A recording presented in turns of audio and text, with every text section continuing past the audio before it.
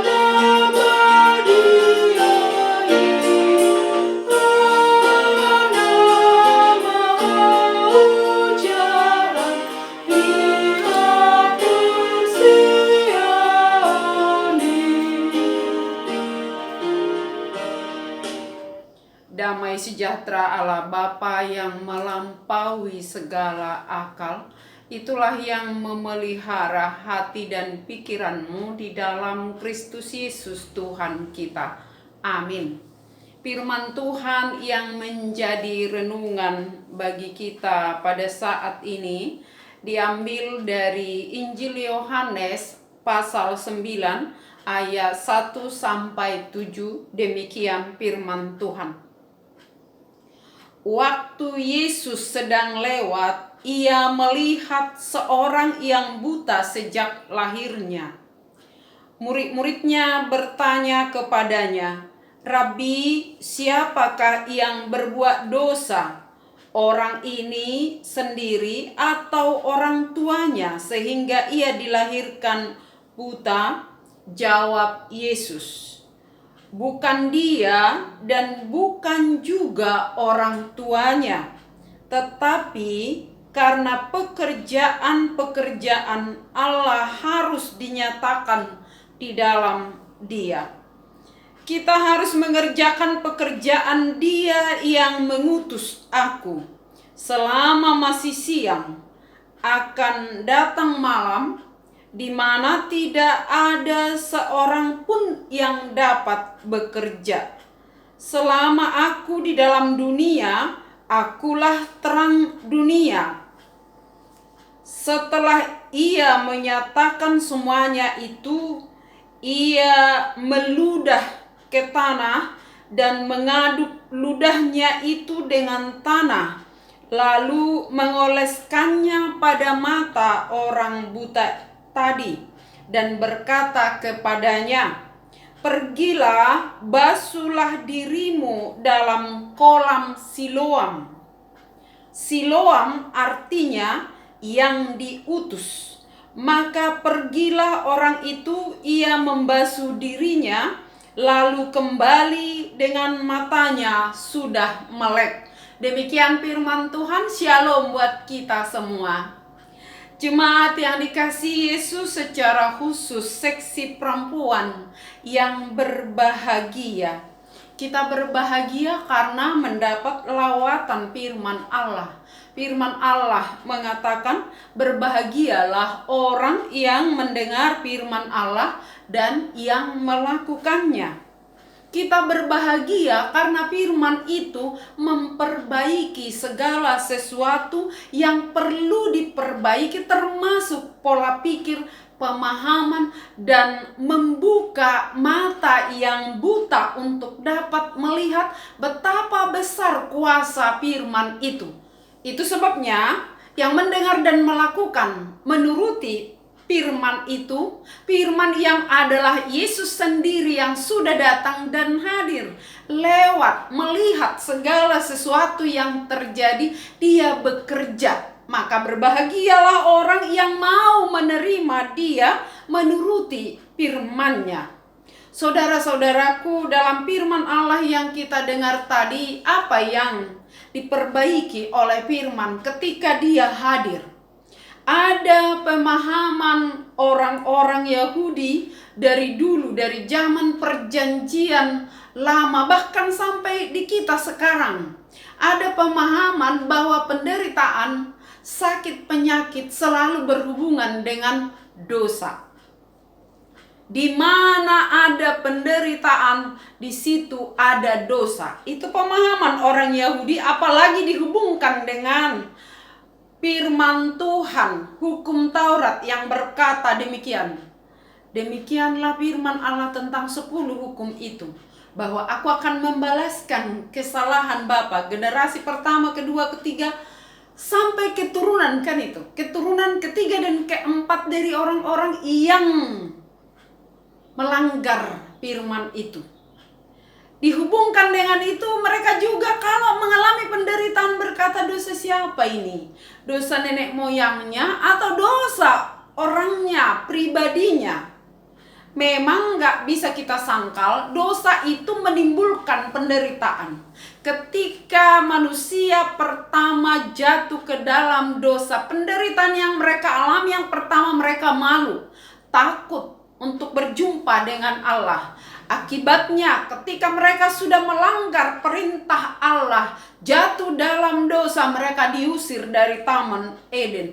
Jerih payah, sakit, penyakit ditimbulkan. Tetapi Alkitab juga menolak bahwa teologi penderitaan yang selalu menghubungkan setiap penderitaan itu akibat dosa secara individual atau pribadi itu ditolak. Itu bisa kita lihat dalam firman Allah, dan itulah yang pertama yang diperbaiki di sini. Ketika Yesus lewat bersama dengan muridnya, mereka melihat ada seorang yang buta sejak lahir. Pertanyaan yang pertama muncul dari murid-murid Yesus adalah, Rabbi, siapa yang berdosa, anak ini atau orang tuanya? Bagaimana mungkin anak itu yang buta sejak lahir sudah melakukan dosa? Artinya pemahaman melakukan dosa dalam rahim pun terjadi. Dan Yesus mengatakan, ini yang saya katakan tadi, firman yang memperbaiki pola pikir pemahaman yang kurang tepat, yang menimbulkan penderitaan bagi orang yang menderita, sudah menderita, ditimpa penderitaan lagi oleh karena pemahaman itu akibat dosa. Kita boleh belajar dari apa yang dialami Ayub, di mana saudara-saudaranya dan orang-orang yang di sekitarnya berkata, itu pasti karena dosamu Ayub. Yesus menjawab, bukan dia, bukan orang tuanya yang berdosa, tetapi melalui dia, pengalamannya, Allah mau menyatakan pekerjaan-pekerjaan Allah di dalam dia. Pekerjaan-pekerjaan Allah harus dinyatakan sekali lagi di dalam dia. Pekerjaan apa? Kita tahu dalam firman ini, dan saya yakin kita hafal ini.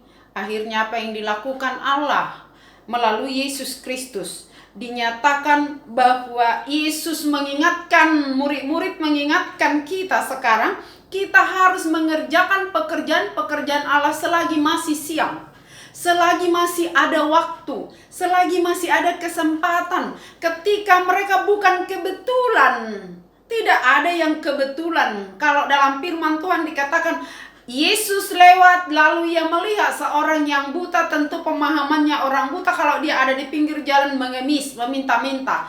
Ketika Yesus melihat itu, mereka memperhatikan, walau ada pemahaman yang kurang tepat tadi, tetapi di situ Yesus bekerja, Allah bekerja, menyatakan kemuliaan Allah. Oleh karena belas kasihnya, dikatakan lalu Yesus meludah ke tanah di ayat 6. Bisa kita bayangkan ini yang sedang dikerjakan oleh Yesus, yang mungkin menjijikkan bagi orang, dimana kalau ludah dibuang, apalagi zaman sekarang kita disuruh pakai masker, buang ludah, lalu ludah itu diaduk dengan tanah, dan yang tanah yang sudah diaduk dengan ludah tadi, ludah Yesus itu, bayangkan itu sudah berarti menjadi seperti lumpur. Sudah diaduk ludah Yesus dengan tanah itu, lalu itu diambil dan dioleskan ke mata orang yang buta sejak lahir itu, setelah itu pekerjaan yang mungkin sangat tidak disukai oleh dunia, bahkan yang menonton, yang melihat, mungkin para murid pun merasa jijik terhadap apa yang dilakukan oleh Yesus. Dengan ludahnya tanah diaduk, dan tanah yang diaduk dengan ludah itulah yang dioleskan ke mata yang buta itu. Lalu Yesus berkata, "Pergilah, basuh dirimu ke kolam Siloam." Saudara-saudaraku, secara khusus seksi perempuan yang dikasihi oleh Tuhan, kalau kita di posisi yang buta ini, di mana dia mengalami kebutaan, lalu yang dioleskan ke matanya adalah tanah yang sudah diaduk dengan ludah, setelah itu disuruh pergi. Seandainya dia tidak mau, apa yang terjadi? Kita lihat di sini bahwa dia tidak langsung melihat, tetapi ada hal yang harus dia lakukan. Yang pertama, dia memberi diri diolesi dengan tanah yang sudah dicampur dengan ludah itu. Dia diam. Kalau kita baca di sini tadi dia mau. Lalu yang kedua, Yesus memberi perintah agar ia pergi ke kolam Siloam, membasuh dirinya. Lalu dia pergi. Setelah perintah itu dituruti, dia kembali sudah melihat. Ada proses, ada pekerjaan yang harus dikerjakan bahkan oleh orang buta itu sendiri. Pekerjaan yang dilakukannya memberi diri, diolesi, dan yang kedua menuruti perintah Yesus untuk pergi membasuh dirinya. Baru dia mendapat kesembuhan. Apa yang bisa kita pelajari dari firman ini? Khususnya buat kita seksi perempuan, ketaatan mendengar dan melakukan apa yang dikerjakan, diperintahkan oleh Yesus akan membuahkan hasil. Siloam yang berarti yang diutus. Artinya dia harus pergi, kita harus pergi kepada yang diutus itu. Siapa itu? Yesus.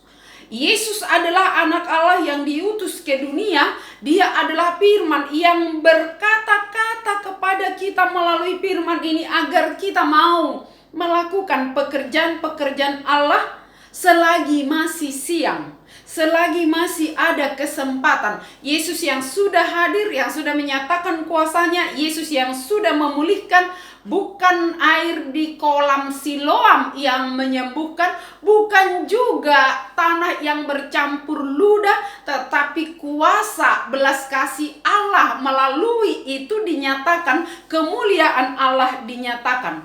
Maka ini disebut mujizat. Orang yang buta sejak lahir pun jadi melihat mujizat. Mujizat Allah diberikan bukan sekedar untuk menjadi tontonan, tetapi dikatakan mujizat terjadi menunjukkan apa yang bisa Allah perbuat di tengah dunia yang menderita. Mujizat ini dilakukan untuk mengubah pola pikir atau pemahaman bahwa tidak semua penderitaan itu akibat dosa. Memang dosa telah menimbulkan penderitaan, tetapi secara individu tidak selalu akibat dari dosa maka dia menderita. Jika itu terus terjadi, maka apa yang terjadi dalam kehidupan kita? Jika tidak menyalahkan diri sendiri, menyalahkan orang lain, tidak ada solusi. Tetapi ketika kita mau belajar dari firman ini, datang kepada Yesus yang diutus itu, lalu Yesus yang diutus itu mengutus kita kembali selagi masih siang. Lakukan apa yang dikerjakan, mujizat pasti terjadi. Mujizat itu merupakan tanda dari kemuliaan Allah. Allah yang bekerja oleh karena belas kasih-Nya. Mujizat itu menunjukkan bahwa Allah hadir dengan kuasanya. Siapa yang mau datang kepada Dia yang diutus itu, dia akan mendapatkan kesembuhan dan dia menjadi utusan juga untuk menyatakan kemuliaan itu. Saudara-saudaraku, firman ini mau mengajak kita juga, pergilah, jadilah yang diutus oleh Allah. Selagi masih ada kesempatan, jangan berdalih Dan jangan lebih suka mendengar gosip atau berita hoax yang belum tentu benar. Firman Allah adalah kebenaran. Firman itu adalah pelita. Selagi masih Yesus ada di tengah-tengah murid, Dia adalah terang. Dan kita yang sesungguhnya juga adalah orang-orang yang buta akan pengetahuan siapa Allah, buta akan belas kasih Allah. Tetapi Dia yang adalah terang telah membuka mata iman kita, sehingga kita bisa melihat kasih Tuhan, sehingga kita bisa mengenal Dia. Jika tidak, maka kita akan tetap tinggal dalam kebutaan itu. Saudara-saudaraku, hanya Yesus yang adalah terang yang bisa mengeluarkan orang dari kegelapan masuk ke dalam terangnya yang ajaib, yang bisa memelekkan mata yang sudah tertutup dari lahir sampai di mana dia bertumbuh. Dan ketika dia berjumpa dengan Yesus, Yesus sendiri yang berinisiatif untuk memulihkan. Tetapi ketika Yesus sudah datang melawat kita lewat firman-Nya hari ini, beri dirimu dibasuh oleh belas kasih-Nya, supaya kita memperoleh pemulihan itu. Dan hari ini kita masih mempunyai kesempatan. Kalau dikatakan, dan ini saya pilih menjadi judulnya, selagi masih siang, selagi masih ada kesempatan, selagi masih ada waktu. Sebab akan tiba waktunya di mana datang malam, di mana tidak ada seorang pun yang dapat bekerja. Kata siang dan malam di sini tidak berarti seperti siang sekarang lalu nanti malam datang malam. Tidak hanya itu, karena di malam hari pun ada yang bekerja, masuk malam, shift malam ada juga. Tetapi kata siang di sini adalah waktu di mana kita masih diberi karunia untuk bisa berbuat di dalam kehidupan kita, melakukan pekerjaan kita, melakukan pekerjaan Allah untuk memuliakan Allah lewat pekerjaan perbuatan kita. Allah yang mengasihi kita sudah datang melawat kita, lawat juga orang-orang yang membutuhkan. Dan selagi masih siang itu juga mau mengingatkan kita ada batas waktu kita di dunia ini. Ada batas di mana kita pasti kembali dan istirahat selama-lamanya. Dan kita tidak tahu sampai berapa lama siang yang diberikan. Kata selagi masih siang berarti selagi masih ada karunia itu. Gunakan sebaik-baiknya. Jangan karena situasi kita beribadah lewat YouTube kita jadi lengah. Tetaplah dengar firman Tuhan. Bekerjalah bukan untuk diri sendiri, tetapi untuk memuliakan Allah. Bekerjalah juga untuk menyatakan kemuliaan Allah yang memberkati kita, memberkati pekerjaan kita. Kita yang sudah jatuh ke dalam dosa, yang sudah buta akan belas kasih Tuhan, sudah dipulihkan, sudah diampuni. Jika kita mau, darah Kristus itu kita tidak perlu lagi harus ke Siloam mencari di mana kolam Siloam itu. Yesus adalah yang diutus, darahnya cukup membasuh kita. Yesus adalah Allah yang hadir, Dia pasti menolong kita. Dia sudah mengaruniakan Roh-Nya yang kudus, menguduskan, mempersekutukan kita, bahkan menolong, membimbing kita asal kita mau. Seperti yang buta tadi, tanpa kata, tanpa sungut-sungut, tanpa perlawanan dia menurutinya, maka dia dipulihkan. Kita pun sudah dipulihkan, hanya jangan lagi kembali kepada jalan kebutaan itu. Allah memperbaiki segala sesuatu oleh karena belas kasih-Nya, maunya kita pun mau bekerja selagi masih siang. Tuhan memberkati, kita berdoa. Terima kasih Tuhan atas firman yang mengingatkan kami bahwa Engkau Allah yang selalu mengasihi dan sungguh mengasihi kami orang berdosa. Bahkan kami yang buta akan belas kasih-Mu Kau datangi, Kau jumpai di dalam belas kasih-Mu. Oleh karena kasih-Mu kami mendapatkan pemulihan dan kami boleh melihat kasih Tuhan, sehingga kami boleh berjalan dan hidup di dalam kasih itu. Tuhan, Kau mengenali kami masing-masing, Kau mengetahui keberadaan kami masing-masing. Lawatlah kami Tuhan, Datangi kami jikalau kami lemah, jikalau kami lengah, tergoda oleh situasi yang terjadi di tengah-tengah kehidupan kami masing-masing. Tuhan Yesus, perbaikilah segala sesuatu yang rusak di dalam kehidupan kami, bahkan pemahaman-pemahaman pola pikir yang kurang tepat, yang tidak berkenan lagi kepada firman Tuhan, biarlah itu boleh diperbaiki dan dibaharui oleh belas kasih-Mu. Tuhan Yesus, jangan biarkan satu orang pun di antara kami yang justru melanggar atau menghujat roh-Mu, kami yang sudah menerima roh-Mu. Jangan biarkan kami lagi berbuat yang bertentangan dengan buah roh, perilaku sebagaimana yang roh-Mu kehendaki. Tuhan, berkati setiap jemaat-Mu yang sudah mendengarkan firman-Mu, secara khusus seksi perempuan.